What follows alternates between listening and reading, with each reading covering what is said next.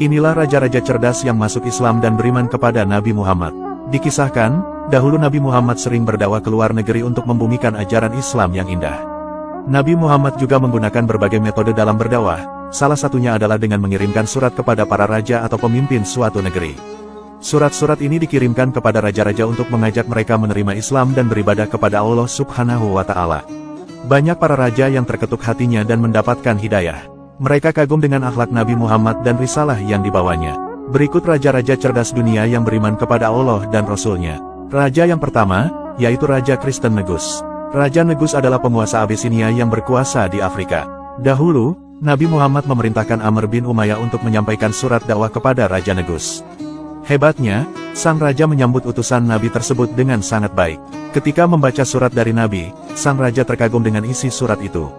Dia juga mengetahui kalau akan datang seorang Nabi setelah Nabi Isa alaihissalam.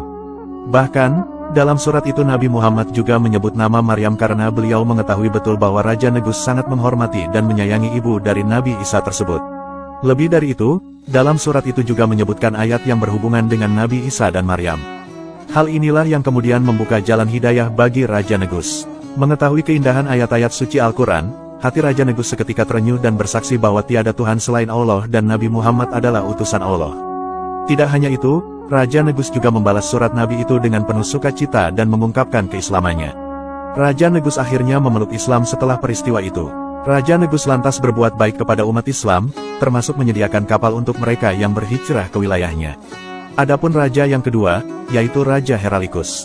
Raja Heralikus adalah penguasa Romawi Timur atau Bizantium yang beriman kepada Nabi Muhammad. Dahulu, Heralikus dikenal sebagai raja yang dikdaya. Di bawah pemerintahannya, Romawi Timur memiliki wilayah kekuasaan yang sangat luas. Ia bahkan berhasil mengalahkan Persia yang mencoba menyerang wilayahnya, bahkan menyerang balik hingga ke jantung wilayah Persia. Heralikus juga berhasil merebut Palestina dan menegakkan kekuasaannya berlandaskan agama Kristen di sana. Dahulu, Dihya Al-Kalbi yang ditugaskan Nabi Muhammad untuk menyampaikan surat kepada Raja Heralikus. Dihya menyampaikan surat itu kepada Gubernur Basra untuk kemudian disampaikan kepada Raja Heralikus. Setelah membaca surat dari Nabi, Heralikus mengumpulkan para pembesar kerajaan. Dalam satu kesempatan, Heralikus juga pernah berbicara dengan Abu Sufyan bin Harb tentang Nabi Muhammad. Dalam obrolan itu, Heralikus menyampaikan beberapa pertanyaan terkait Nabi Muhammad, mulai dari nasab hingga akhlaknya. Abu Sufyan mengonfirmasi semua pertanyaan yang diajukan Heralikus tersebut hingga membuat sang raja kagum. Dalam hadis riwayat Bukhari dan Muslim, Heralikus mengaku kalau Rasulullah akan keluar. Namun ia tidak menyangka kalau Rasulullah muncul dari bangsa Arab Makkah. Meski mengakui Nabi Muhammad, riwayat lain menjelaskan ketakutan Heralikus terhadap dirinya sendiri dan kerajaannya mencegah dirinya menerima Islam dan pindah ke pihak Nabi. Namun ketika dia mendengar berita tentang orang Negus menjadi Muslim, dia lantas mengakui kebenaran Nabi. Adapun raja yang ketiga, yaitu Raja Mukaukis. Di Mesir dahulu ada seorang raja agung bernama Makaukis. Ia adalah penguasa Koptik Agung Mesir. Kerajaan ini juga menjadi tujuan dakwah Nabi Muhammad di Jazirah Afrika. Nabi lantas memerintahkan Hatib bin Abi Balta'ah untuk datang ke Mesir dan menyampaikan surat dakwahnya. Raja Mukaukis lantas menyambut baik ketika Hatib bin Abi Balta'ah datang untuk menyampaikan surat Nabi Muhammad. Dia kemudian mengajukan beberapa pertanyaan perihal Nabi Muhammad. Di antaranya adalah, yaitu mengapa Nabi Muhammad tidak mendoakan binasa kaumnya yang mengsusirnya. Hatib lantas menjawab, bahwa beliau itu seperti Nabi Isa alaihissalam yang tidak mendoakan kebinasaan kaumnya ketika kaumnya bermaksud menyalibnya. Raja Makokis lantas merenungkan isi surat itu secara mendalam saat membaca surat Nabi Muhammad itu. Karena puas dengan jawaban-jawaban yang disampaikan Hatib, Raja Mukaukis lantas membalas surat Nabi Muhammad dengan penuh hormat. Dia juga memberikan Nabi sejumlah hadiah, termasuk 2 orang gadis Koptik yang cantik. Salah satunya adalah Maria Al-Qibtiyah yang kemudian nantinya dipersunting oleh Nabi Muhammad.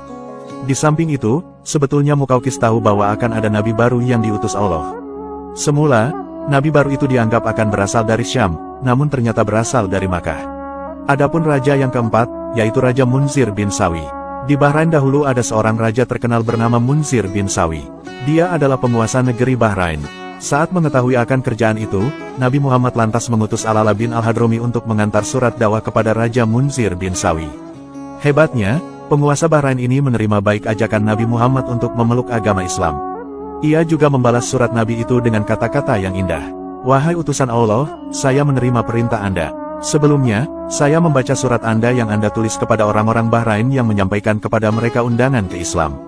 Islam menarik bagi beberapa dari mereka dan mereka masuk ke dalam Islam, sementara yang lain tidak menganggapnya menarik. Di negara saya, ada Majusi dan Yahudi yang hidup, dan Anda dapat memberitahu saya tentang perawatan yang akan diberikan kepada mereka. Namun meski mendapat balasan surat demikian, Nabi Muhammad lantas memperingatkan sang raja agar tidak memaksa seseorang untuk memeluk Islam. Bagi pemeluk Yahudi atau Majusi, mereka tetap diperbolehkan untuk menetap di Bahrain, asal membayar jizyah atau pajak untuk keamanan dan kesejahteraan. Nah, itulah raja-raja cerdas dunia yang beriman dan masuk Islam setelah membaca surat dari Nabi Muhammad. Semoga kita semua bisa mencontoh keimanan para raja-raja di atas, dan semoga kita semua mendapatkan syafaat Nabi Muhammad di akhirat kelak. Amin.